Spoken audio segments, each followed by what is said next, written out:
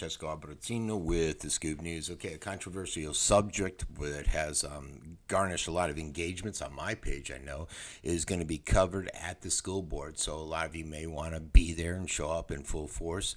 The Sarasota County School Board will meet at 4 p.m. on Tuesday. That's Election Day at 1980 Landings Boulevard, where they are headquartered. Also, they'll play their meeting on the Education Channel, Comcast Channel 20, Frontier 33, or live stream via SarasotaCountySchools.net.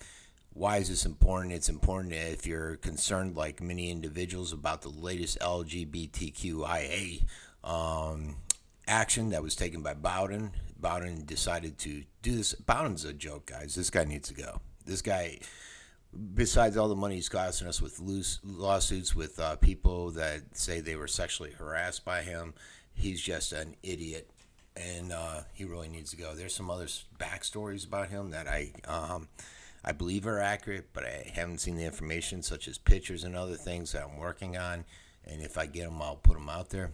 But let's get to the story here. Bridget Ziegler, she's looking to direct Todd Bowden to make changes to the released gender identity guidelines. Bowden's saying, look, these are just guidelines.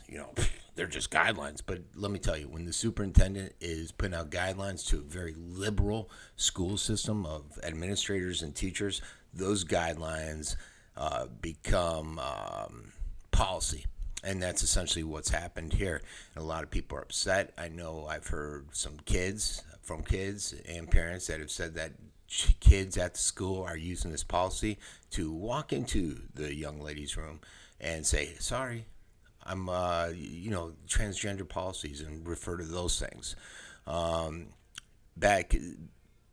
What happened is that Bowden decided to put together a committee.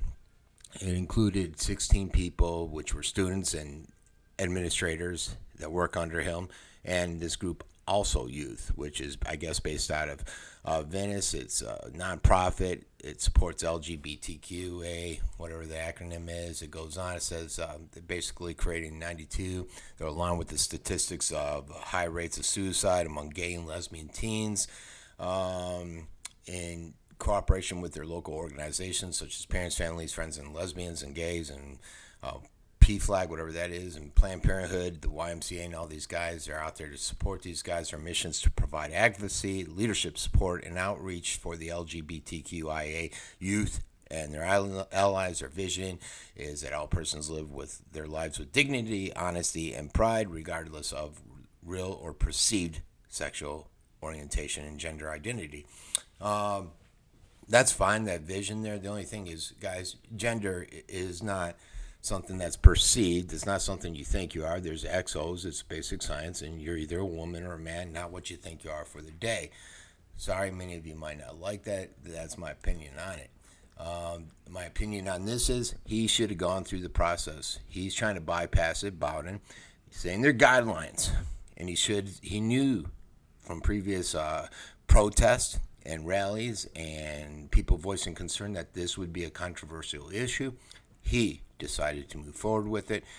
I side with Ziegler, who plans on directing the superintendent to make changes and have the items edited, advertised, which they should have been. This should have been something that was advertised to the public so that he could get all input. 16 individuals that are administrators that work for him, very liberal, that are from this also group. That's not a good what's that statistical selection, I guess, out there of the individuals and ideas and thoughts that will go along with it. And it should have been advertised. They should have gotten an opinion. They should have been public. The board, I think, should have had some feedback and input into that, because that's why we put them there, and not Bowden, who has suddenly thinks he's the king out there.